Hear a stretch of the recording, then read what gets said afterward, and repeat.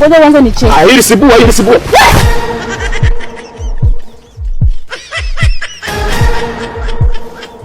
Umepigwa baba. Mimi kila siku nakwambia yule sio mwanamke. Sasa mimi hapa nimepigwaje? Hata namfuatilia mimi. Unakumbuka nilikwambia yule sio mwanamke.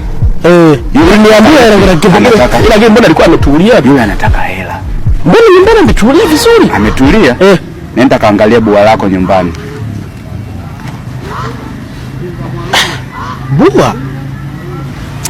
Acha niende. Vipi mwanaume? Kulikoni? Maana unakuja huku unanishtua vitu kwani? Wewe mwanamke mbaya sana. Wewe kunifanya mimi sio mwanaume. Maana ni pressure. Kuna msiba. Pressure ipi?